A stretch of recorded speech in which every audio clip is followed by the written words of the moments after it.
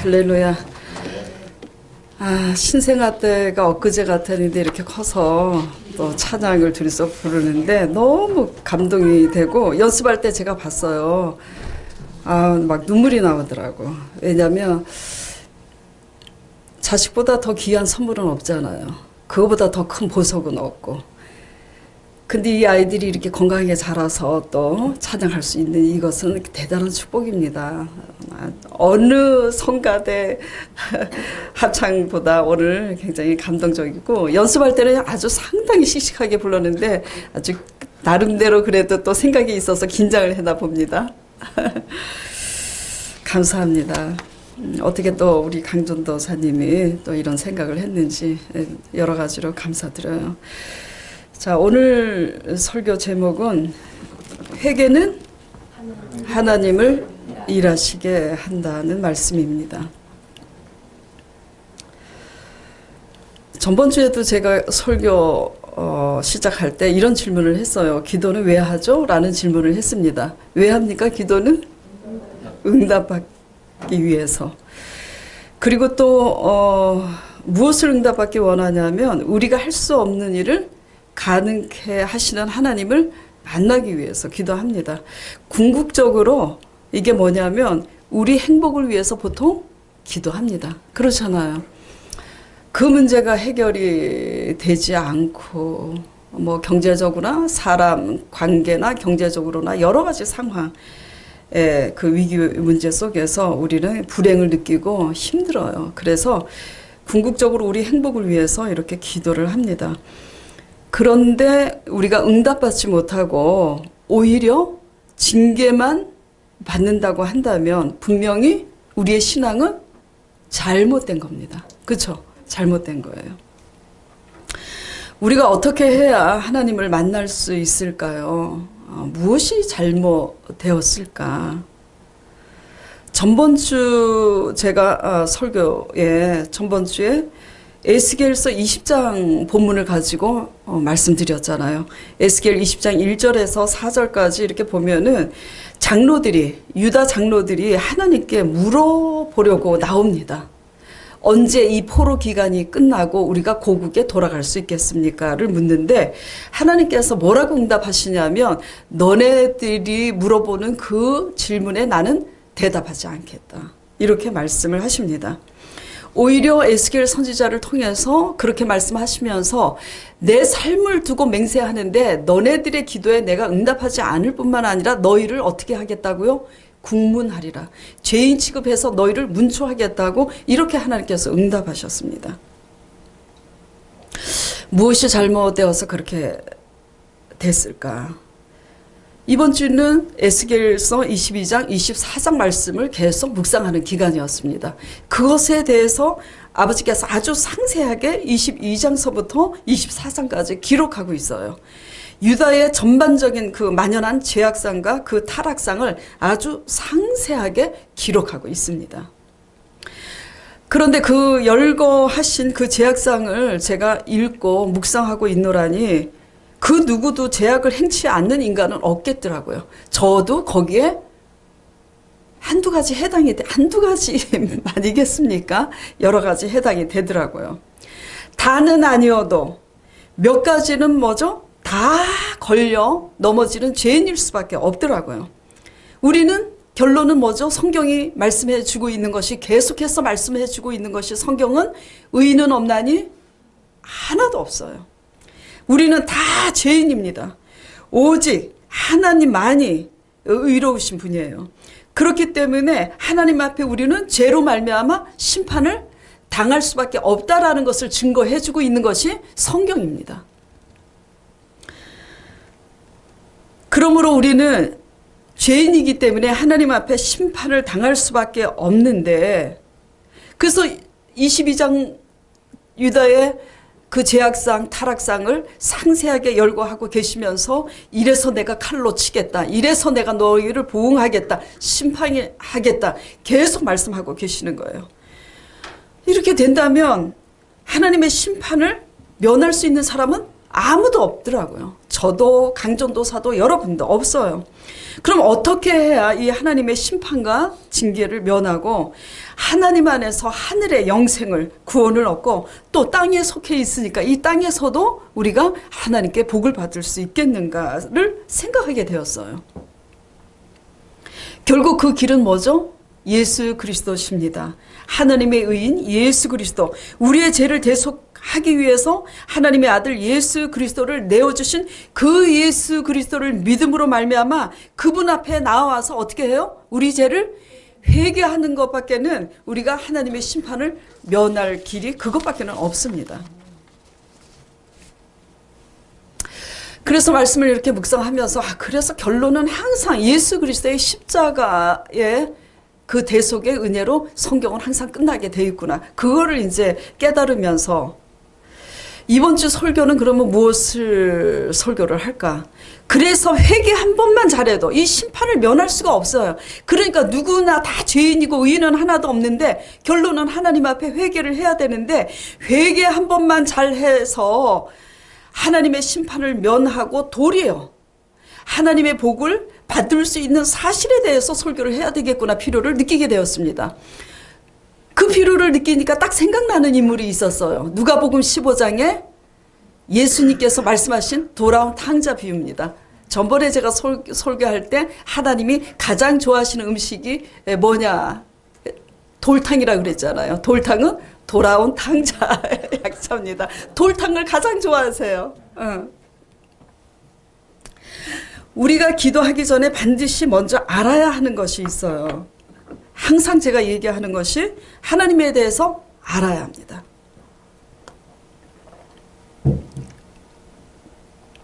왜냐하면 믿는 대상이 누구기 때문이죠?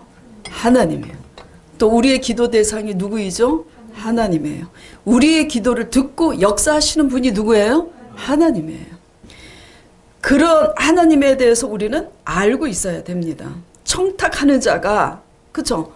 청탁을 하는 자가 청탁하는 자의 관계가 좋아야지, 신뢰가 있어야지 그 청탁을 들어줄 것 아니에요. 하물며 하나님과의 관계도 마찬가지입니다. 하나님을 알면은 달라지는 게 있어요. 첫째, 무엇이 달라지냐면 하나님을 바로 알기 전에는 우리의 기도의 목적과 우리의 인생의 목적이 우리의 행복의 기준을 둡니다. 솔직히 그래요, 안 그래요? 그래요. 그러나 하나님을 바로 알게 되면은 우리의 기도의 목적, 인생의 목적이 행복이 아니라 거룩에 두게 돼요. 이게 바뀝니다. 아직도 우리가 교회 다니면서 10년, 20년이 됐는데도 문제 해결만을 위해서, 내 행복만을 위해서 아직도 무엇을 먹을까 마실까 이렇게 우리의 행복을 위해서, 문제 해결만을 위해서 기도하고 있다면 아직도 뭐죠? 어린아이 신앙인 거예요. 아직도 아주 본능적인 어린아이 신앙인 걸 얘기하고 입증하고 있는 겁니다. 자, 에스겔서 20장에 전번 주에 에스겔 20장을 가지고 제가 설교를 하는데 20장에서 계속 이런 말씀을 하세요. 이 차 저 차, 이 차 저 차. 너네들이 이렇게 내 계명을 그냥 준행치 않고 내 계명을 멸시하고 어겨서 불순종했는데 그러므로 너희가 내 안식일을 더럽혔다고 말씀을 하시는데 제가 이런 표현을 했습니다. 왜 하나님의 계명에 대해서 하나님의 계명을 멸시하고 불순종한 이 사실에 대해서 그냥 내 계명을 지키지 않았다라고 거듭 표현하시면 되는데 왜 안식일과 결부시켜서 내 안식일을 더럽혔다고 표현하고 계시는가를 제가 말씀드렸어요. 그렇죠? 20장에 보면은 제가 정확하게 외우고 있는지 모르겠지만 20장 13절, 뭐 15절, 16절, 뭐 20절, 21절, 24절 대강 이렇게 4번이나 반복돼서 나옵니다. 너희가 내 계명을 지키지 아니하였으므로 내 안식일을 더럽혔다고 이렇게 돼 있어요. 안식일을 지키지 않았다가 아니라 지켰습니다. 그들이 지켰는데 너희가 내 계명을 더럽히고 멸시하고 그래서 안식일을 더럽혔다고.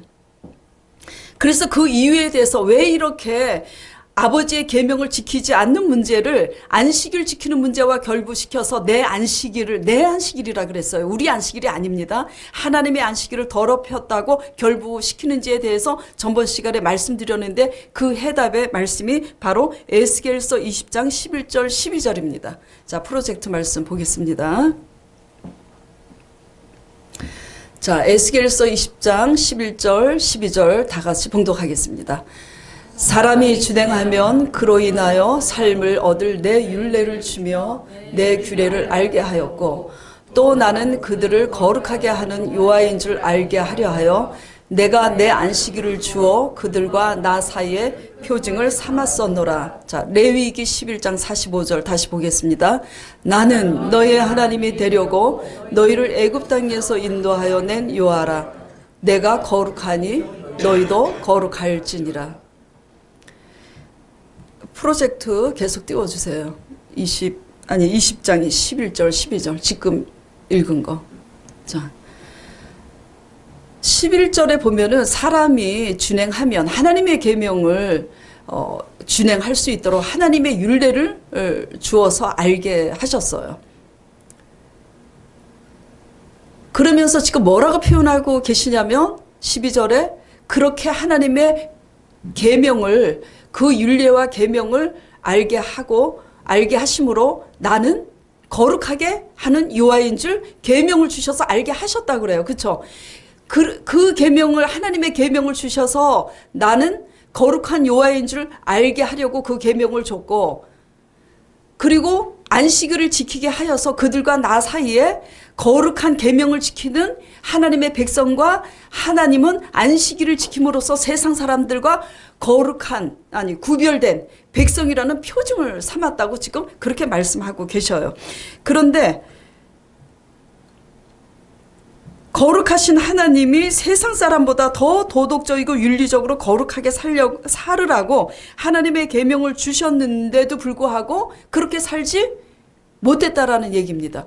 결국은 하나님의 계명을 주심으로써 내가 거룩하니 너희도 하나님을 점점 닮아서 거룩하게 살으라고 계명을 주신 겁니다. 그런데 하나님의 계명대로 그렇게 살지 않고 타락하고 세상 사람보다 더하다고 기록하고 있었잖아요. 에스겔서 소돔보다도 더하다고 말씀하고 계시잖아요.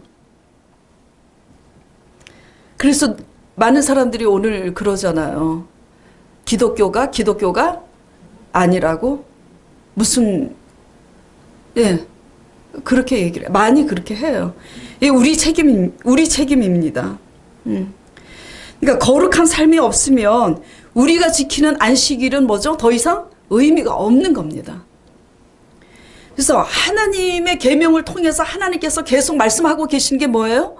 내가 거룩하니 너희도 거룩하라고 내가 내 계명을 너희에게 줬는데 너희는 내 계명을 멸시하고 지키지 않았다라는 겁니다. 성경 전반적으로 계속해서 말씀하시는 게 하나님의 거룩성을 이 세상에 나타내시기 위해서 거룩한 계명을 주시고 계시는 거예요. 그래서 말씀을 통해서 하나님을 올바로 알면은 우리의 신앙의 인생의 여정이 우리의 행복의 기준에서 뭐죠? 거룩으로 바뀌어야 되는 게 정상이에요. 그럼에도 불구하고 날마다 아버지 말씀을 묵상하고 날마다 교회 와서 말씀을 배우고 예배를 드리는데도 불구하고 여전히 무엇을 구하면 주시는 하나님 정도로만 생각하고 날마다 내 행복을 위해서 육신적인 내 행복을 위해서 계속 기도한다면 잘못된 신앙입니다. 그렇게 믿으니까 어떻게 됩니까? 하나님께서 우리의 구하는 것을 주시는 것이 아니라 오히려 뭘로 응답을 하십니까? 징계로 응답하시는 겁니다. 여러분들은 하나님 말씀을 날마다 묵상하면서 하나님 말씀에 의해서 죄를 깨닫고 기도함으로써 거룩해지는 그 삶을 인생의 모토로 삼으시기 바랍니다. 자, 두 번째는 결국 성경이 증거하고 있는 것이 전부 우리는 다 죄인이라는 말씀을 드렸어요. 그렇기 때문에 두 번째 우리가 알아야 되는 것은 하나님 말씀을 통해서 우리는 어떤 공로가 있고 어떤 의를 행했어도 다 죄인이라는 것을 아셔야지 돼요. 근데 우리가 뭔가 다른 사람보다는 뭔가 다른 봉사를 하고 뭔가 다른 돈을 많이 갖다 바치고 뭔가 열심히 내 공로를 세우면 뭘 잊어버리냐면 우리가 예수 그리스도의 피 공로로 대신 죽으신 그 공로로 우리가 구원받은 사실을 잊어버립니다. 내가 이러한 공로와 선행을 했기 때문에 아버지께서 구원해 주신다는 그런 착각에 빠지게 되죠. 그래서 우리가 두 번째 알아야 되는 것은 하나님 말씀을 통해서 우리는 다 죄인이라는 것을 알아야 되는 겁니다. 자, 오늘 에스겔서 22장 6절 12절 말씀을 보겠습니다.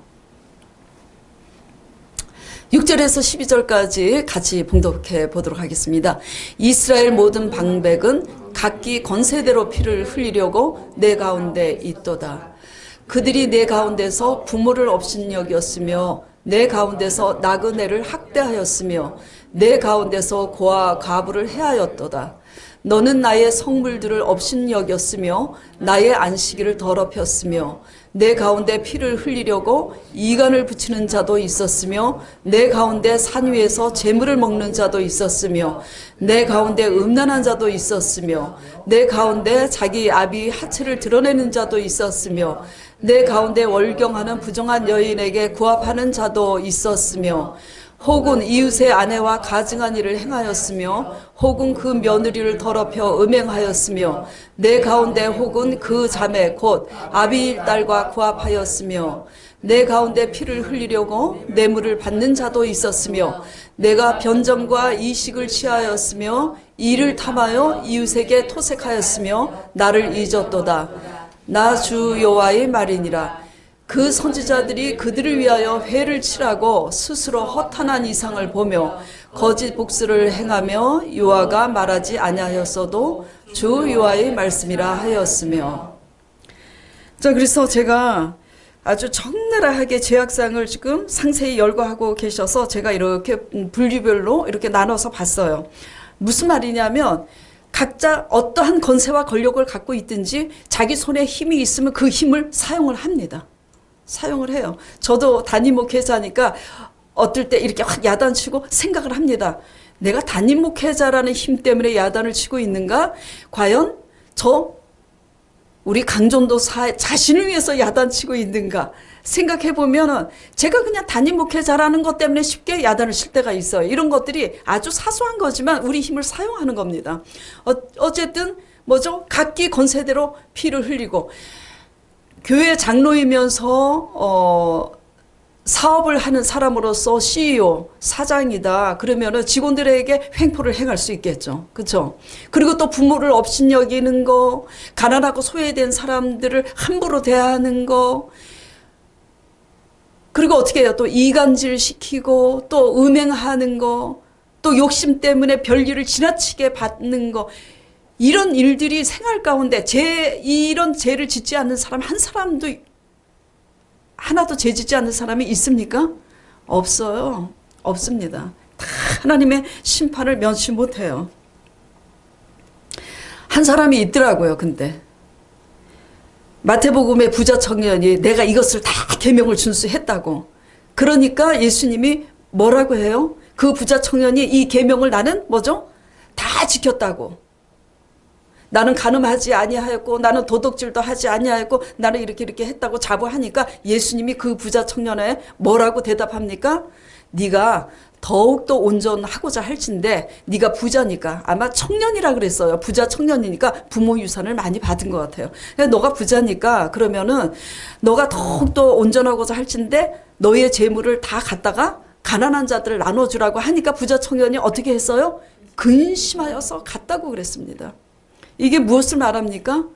우리가 아무리 오늘 지금 에스겔서 22장에서 6절에서 12절 그리고 28절을 다 읽었지만은 이 죄 하나라도 죄 짓지 않는 사람이 없어요.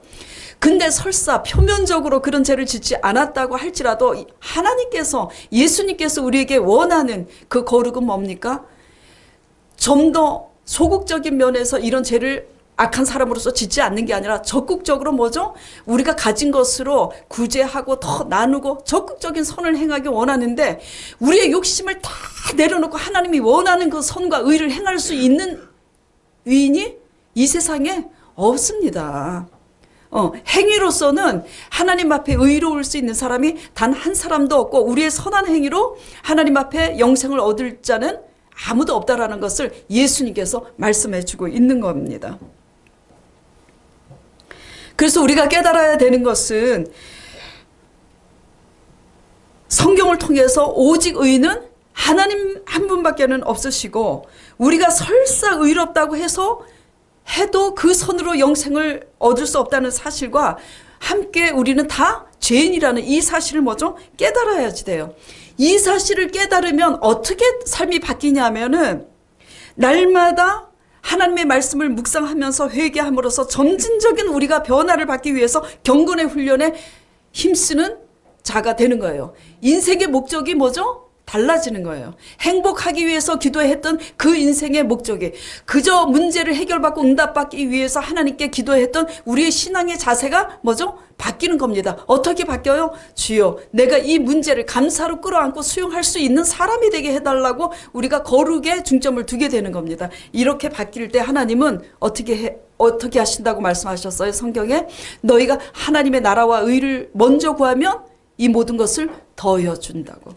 그래서 하나님을 알고 우리가 다 죄인이라는 것을 올바로 하나님의 관계에서 하나님이 어떤 분인지 또 하나님의 관계에서 우리 자신은 얼마나 죄인인지를 올바로 인식할 때 우리가 뭐가 바뀐다고요? 우리 인생의 목적이 행복의 기준에서 거룩으로 바뀐다고 지금 말씀드리고 있는 겁니다. 하나님은 우리가 완전한 의인이기 때문에 복을 주시는 것이 아니라 하나님에 대해서 알고 우리 자신에 대해서 알고 우리의 한계로는 우리의 욕심과 정욕과 우리의 자아를 다 내려놓을 수 없는 죄인임을 인정하고 하나님 앞에 회개하면서 하나님의 성령을 의지할 때 하나님은 그런 자에게 복을 주십니다. 뭔가 하나님 앞에 드린다고 그래서 하나님이 복을 주시는 게 아닙니다. 드리기 이전의 문제죠. 자, 오늘 이제 그래서 본문 말씀으로 다시 이제 가보도록 하겠습니다. 누가복음 15장에 돌아온 탕자 이야기로. 지금 돌아온 탕자 이야기는 하나님 안 믿는 사람들도 알고 있어요. 그렇죠? 이 두 번째 아들이 자기의 행복과 자기의 쾌락을 위해서 부모 유산을 미리 달라고 그래서 먼 나라에 갔다고 그랬습니다. 그렇죠? 먼 나라에 갔어요. 근데 거기서 이제 다 술 마시고 뭐 또 술집에 가면은 항상 이쁜 여자들이 또 있죠. 허랑방탕하고 그 재산을 다 허비했어요. 그런데 그 나라에 뭐가 들었다고요? 흉년이. 다 탕진하고 흉년이 들었어요. 그게 궁핍해요.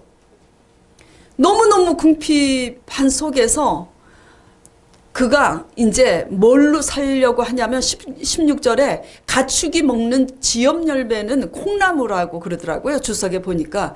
근데 가축들 사료로 쓰이는 콩나무라 그러더라고요. 그 가축 사료인 지엽 열매로 배를 채우고자 하는데도 그마저도 뭐죠? 주는 자가 없는 거예요. 자, 17절. 그러니까 이제 한마디로 어떻게 된 거예요? 굶어 죽게 생긴 거야. 그때서야 이제 정신이 든 거예요. 그때서야 어떻게 든 거예요? 내가 잘못 살았구나. 내가 잘못 살았구나. 그래서 이 탕자가 고백을 합니다. 어떤 고백을 하냐면 18절에 내가 일어나 아버지께 가서 이르기를 아버지여 내가 하늘과 아버지께 죄를 지었사오니 자세히 보세요. 지금 자기 아버지에게만 죄를 지었다고 지금 하는 게 아닙니다. 그렇죠? 하늘에 그 신 하나님께도 내가 죄를 지었고 이 우주를 지으신 하늘의 신 하나님께도 죄를 지었고 내 아버지께도 죄를 지었다고. 그래서 내가 아버지 앞에 가서 회개하면서 이제 이렇게 고백해야 되겠다. 그래서 갑니다. 19절에 가서 아버지의 아들이라 일컬음도 감당하지 못하겠다고 그냥 아버지의 품꾼으로서 일하는 종으로서만이라도 받아주면 제가 열심히 종으로서 아버지 옆에 붙어서 먹고 살겠나이다. 그래가지고 이제 가는 거예요. 가는데 이제 아버지는 아들에 대해서 알고 있어요? 모르고 있어요? 알고 있습니다.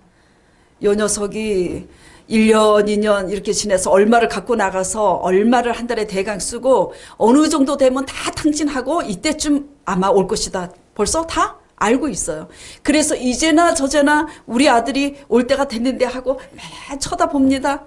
근데 저 멀리서 뭐가 하나 어깨가 꾸부정해가지고 고개를 숙이고 기운이 없이 이렇게 오는데 보니까 누구예요?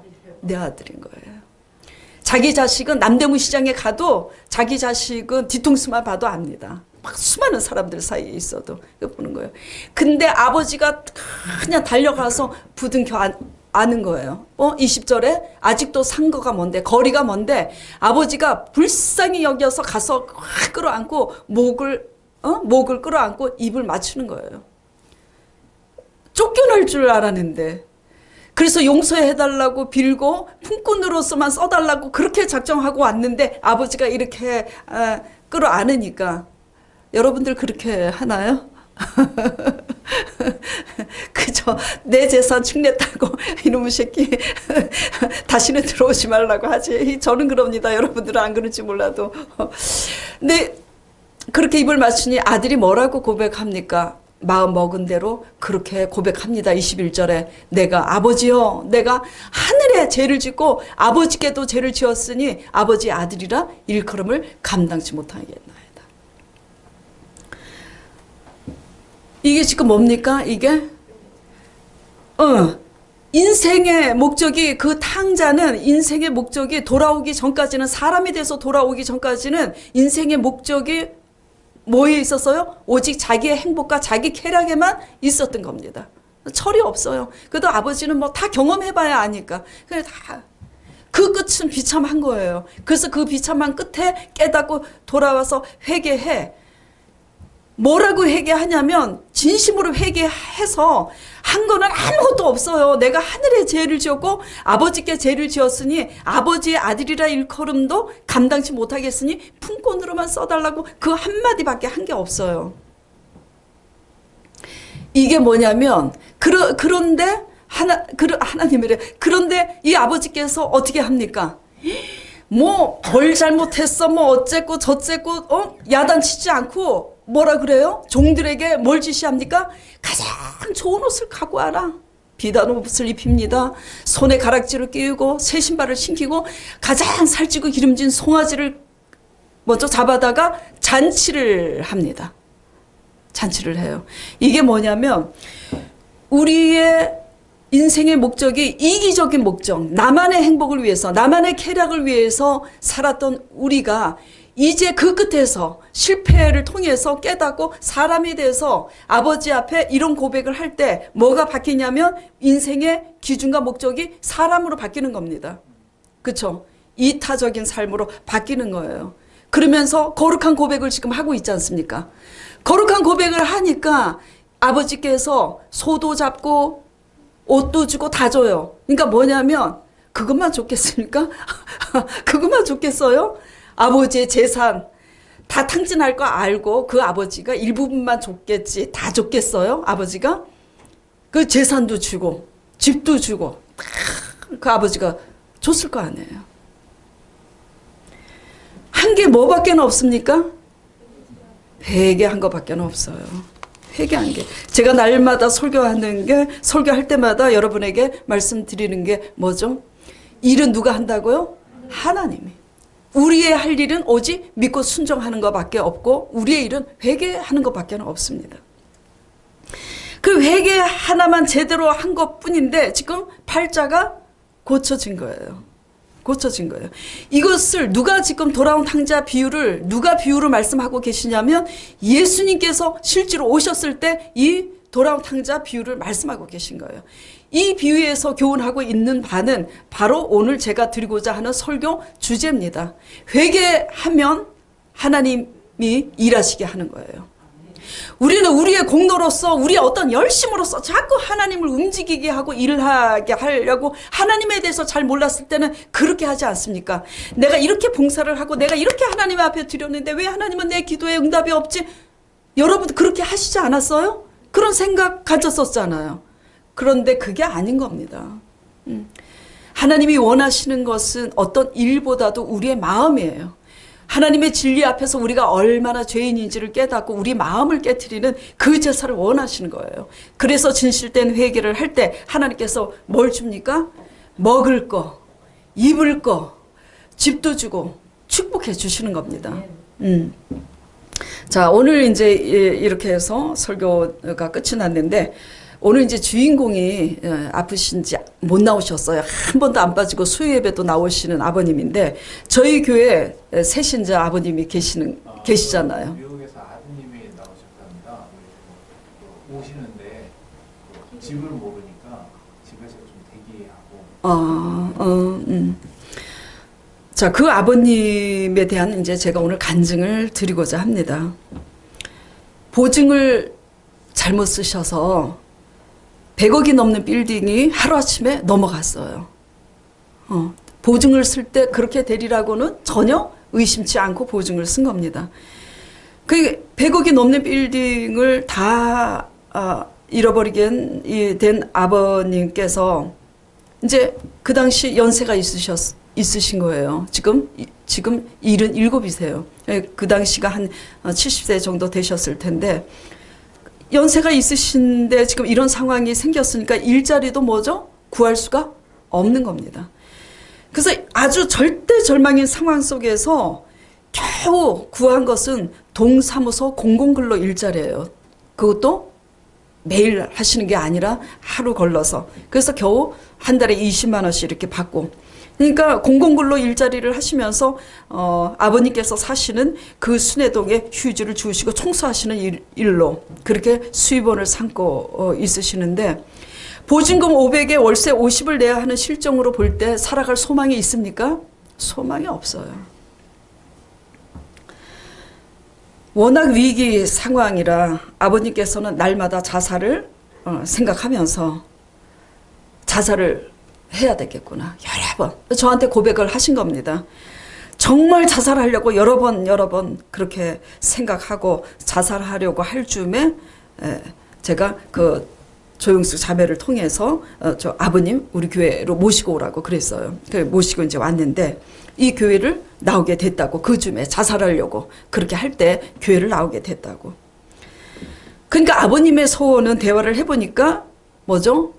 전세방 단 한 칸이라도 있는 게 소원인 거예요. 왜냐하면 앞으로 사실 날까지 사셔야 되는데 월세를 감당할 수가 없잖아요, 생활비에다가. 저희는 날마다 아버님을 위해서 다 같이 작정 기도를 했습니다. 무엇을 기도했냐면, 교회에 나오시게 됐으니까 지식이 아닌 믿음으로 하나님의 말씀을 믿게 해달라고 기도드리기 시작했어요. 지식으로가 아니라 믿음으로. 왜냐하면 구원은 뭘로 받죠? 믿음으로 받기 때문에. 마음으로 영적으로 하나님의 말씀을 먼저 믿으면 실제적으로 그 믿음에 의해서 우리의 현실의 문제도 하나님께서 해결해 주시기 때문에 믿음이 생기게 해달라고 간절히 기도했습니다. 중보 기도를 이렇게 하고 있는데, 열왕기상하 설교를 할 때 아버님께서 제게 설교 후에 오셔서 고백을 하시더라고요. 나 오늘 믿음이 왔다고. 그래, 그 믿음대로 순종을 이제 하시는 거예요. 믿음이 와서 순종을 하셔. 순종할 수 있는 상황이 아닌데 순종을 하신 거예요. 어떤 믿음이 왔냐면, 열왕기상하 말씀할 때 사렙다 과부가 기근이 들어서 남은 양식이 그냥 밀가루 한 줌 하고 기름 하나밖에 없잖아요. 그래서 내 외아들과 먹고 이제 죽을 것이다 생각하고 있는데, 엘리야 선지가 나타나서 두려워하지 말고 그것을 가지고 믿음으로 나를 먼저 공개하라고. 그래서 믿음으로 순종했더니 그 기근 동안에 어떤 기적이 일어났어요? 밀가루 통에 가루가 다 떨어지지 않고 계속 채워진 거예요, 기름과. 그래서 그 아버님이 이 믿음이 생기게 해달라고 간절히 기도를 했습니다. 헌금은 안 드려도 된다고 그랬어요. 제가 광고를 한 적 있죠.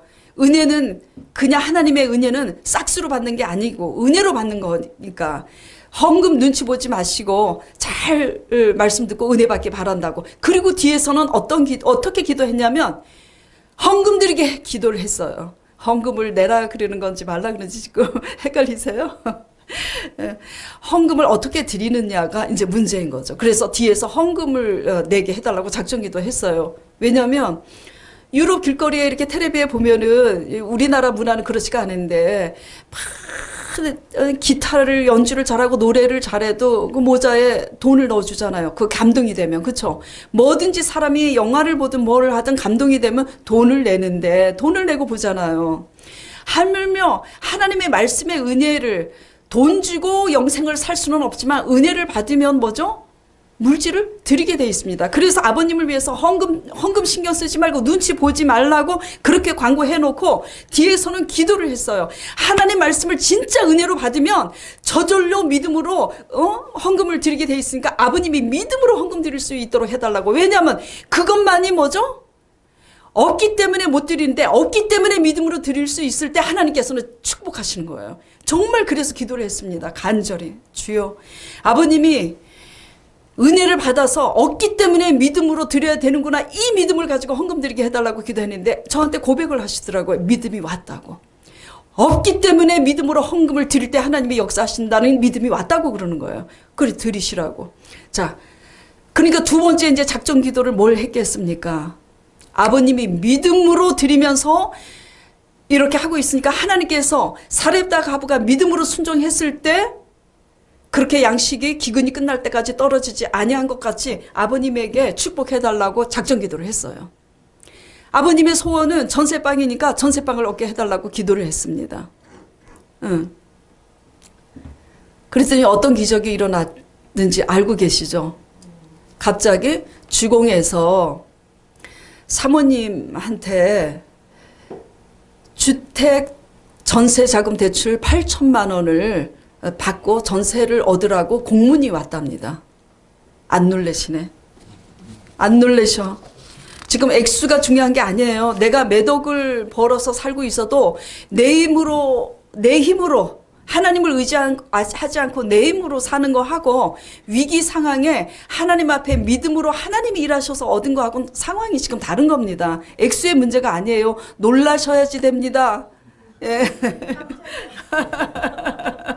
네, 그래서 주공에서 8천만 원 대출. 근데 이자가 0.15%예요. 2%도 아니에요. 8천만 원의 이율이 12만 원. 네, 근데 이제 중요한 현실은 이게 시작입니다. 중요한 현실은 그래서 막 방을 보러 다닌 거예요. 강전도사랑 저랑 차가 있으니까. 기동력이 있으니까 보러 다녔는데 현실은 얻을 수가 없는 거예요. 왜냐하면 투룸을 원하세요. 이제 미국에 이제 사업에 실패한 이제 자녀분들이 셋 있는데 한 아들이 사업에 실패해서 와서 같이 당분간 자립할 때까지 있어야 되기 때문에 투룸이 필요한데 투룸을 분당해서 전세로 얻을 수 없어요. 보통 투룸이 1억 4, 5천 합니다. 분당 시세가. 그러니까는 반지하나 옥탑방 밖에는 얻을 길이 없는데 난 처음 알았어요. 반지하가 다 거의다가 분당의 주택 그 지하가 방공호로 돼 있더라고요. 건축물 대장에. 그리고 옥탑은 불법이니까 주공에서 해주겠어요? 안 해주겠어요? 안 해줍니다. 그리고 또 이제 됐나 주인이 또 가끔 허락한 주인이 나타나서 이제 됐구나 하면 또 그 주인이 무슨 벌금을 안 내갖고 위반 건축물 대장에 다 이렇게 써 있어. 뭔가 하자가 있으면 주공에서 대출을 안 해줍니다. 결국 현실적으로 불가능한 거예요. 그래서 강전도사 화가 나서 주공에 들어가서 이제 담당자를 찾아서 따집니다. 도대체 일을 하려고 도와주려고 하는 일이냐, 이게 뭐냐. 현실적으로 가능하게 법을 고치든지 이거를 건의를 해서 당신들이 이런 실정을 안다면 윗사람들에게 공문을 올려서 법을 고치든지 현실적으로 얻을 수 있도록 해줘야지. 그렇게 이제 얘기를 하면서 우연히 알게 된 게 뭐냐면은 그분이 그 담당자가 이제 그런 얘기에 있어서 이제 안타까워하면서 같이 얘기를 하면서 그걸 알게 된 거예요. 이분들이 1순위 순위에 해당되는 사람들이 아닌데 이상하게 전혀 순위에 해당되는 사람이 아닌데 이번에 이분들이 받게 됐다라는 얘기를 그 담당자가 해준 거예요. 어떻게 그러면 이렇게 된 거냐 그랬더니 정부에서 갑자기 공문이 내려온 거예요. 주공에. 순위가 해당되지 않는 사람도 신청한 사람들은 그냥 해주라고. 그래서 한시적으로 잠시 그런 역사가 일어난 거예요. 물론 또 사모님이 우연히 이러한 제도에 의해서 좀 도움을 받을까 해서 또 신청을 해놓은 것도 우연히 또 아니지만, 그리고 나와서 이제 방을 얻는데, 가장 또 벽이 현실적인 이제 불가능한 벽은 주인들이 안 해주려고 그래요. 은행에서 나온 대출은 쉽게 주인들이 해주는데, 주공에서 나온 대출로 방 얻는 문제에서는 왜 안 해주냐면 등기 권리증을 주공에다 내야지 되고, 증명서도 내야지 되고, 하여튼 서류가 한두 가지가 아니에요. 근데 이 등기 권리증이라는 것은 굉장히 요새 세상에 아무나 등기 권리증을 내줍니까? 그리고 또 그걸로 끝나는 게 아니라 주공에다가 그렇게 대출을 받으려면은, 그걸 허가를 해주려면 우리 건물의 임대가 얼마나 나오는지 그걸 다 적어가지고 또 올려야 돼요. 이러니까 어느 주인이 하려고 그래요. 그래서 아무도 안 하려고 해요. 정말 이 분당을 온통 다 뒤졌습니다. 안 하려고 해요. 그래서 기도를 했어요. 하나님께서 역사하셔서 이렇게 하셨을 때는 그 믿음 없는 분이 은혜를 받아서 아버지 말씀을 믿음으로 와서 그 없는 중에도 헌금을 드리기 시작해서 하나님께서 이 믿음의 실상을 갖게 하셔서 이게 나오면 반드시 하나님은 해주시는 분인데, 정말 의로운 사람이 등기 권리증까지 내주면서 인감증명서 내주고 이런 모든 것을 번거로워도 다 해주는 의로운 그 주인, 그런 주인을 통해서 이렇게 연결이 돼서 방을 얻게 해달라고 기도하면서 다시 보러 다녔어요. 그러면서 지금 여기 죽전에 투룸, 반지하 전세를 얻게 된 겁니다. 아버님이 지금 공공근로를 하시니까 그 공공근로 다 어려우신 분들이잖아요. 그분들에게도 그러니까 한시적으로 순위와 상관없이 해주라고 그랬으니까 나왔겠어요? 안 나왔겠어요? 나왔어요. 근데 현실적으로 방을 얻는 분이 한 분도 없었어요. 다 포기했어요. 왜냐하면 다 방공호로 돼 있든지 다 위반 건축물이든지 다 주인들이 해주길 원치 않아서 아버님 한 분만 된 거예요. 이것이 우연히 된 겁니까? 아니에요. 그래서 아버님이 이렇게 지금 고백을 하십니다. 저보고 뭐라고 제가 돼야 될 텐데 그랬더니 아버님이, 아이고 전도사님은 못 믿으세요? 저는 믿습니다. 일은 하나님이 하십니다. 그런데 제가 이제 끝으로 아버님에 대해서 이 간증을 하면서 아버님이 어떻게 했길래 이렇게 되었는가, 믿었다 그랬잖아요. 믿었고, 그리고 나서 믿음이 생기고 그 고백을 하시고 나서 아버님에게 변화가 있었습니다. 설교를 들으시고 한 10분 정도 그때 그렇게 한참을 우시고, 그리고 저에게 뭘 잘못한 일이 있었는데 잘못했다고 고백하시고, 그리고 성경 공부하시는 시간에 성경 공부 마치고 개인적으로 저한테 오셔서 내가 인생 그동안 잘못 살았다고 계속해서 회개를 하시는 거예요. 아버님이 하신 게 뭐밖에 없습니까? 우리 교회 오셔갖고 개척교회라고 전도하신 것도 아니에요. 그래가지고 또 11조를 하신 것도 아니에요. 그에 오셔서 또 여기에 주일날 전에 오셔서 여기 청소를 해주신 것도 아니에요. 하신 거는 뭐밖에 없어요? 그저 믿고 회개한 것밖에 없습니다. 그런데 아버님이 연세 77이고 사모님은 74인가 3인가 그러세요. 또 살아갈 소망이 없는데 하나님께서 어떻게 하셨어요? 전세가 생긴 겁니다. 할렐루야. 애수가 중요한 게 아니라 그랬잖아요. 우리가 할 수 없는 끝에서 우리는 오직 예수 그리스도를 믿고 하나님의 말씀을 묵상하면서 우리가 얼마나 죄인인 건지 우리가 깨닫고 회개함으로써 날마다 우리의 행복의 기준을 삼지 말고 거룩의 기준을 삼고 경건의 훈련을 날마다 하면서 하나님 마음에 합한 사람이 되기 위해서 우리가 노력하면 하나님께서는 우리의 구하는 것이나 생각하는 것에 더 넘치게 역사하시고 인도하시는 분이십니다. 자, 오늘 이 말씀을 생각하면서 잠시 우리를 돌아보고 우리가 진짜 신앙의 목적이 내 행복인지 거룩인지 돌아보면서 다짐하는 시간을 기도를 갖는 시간을 갖도록 하겠습니다.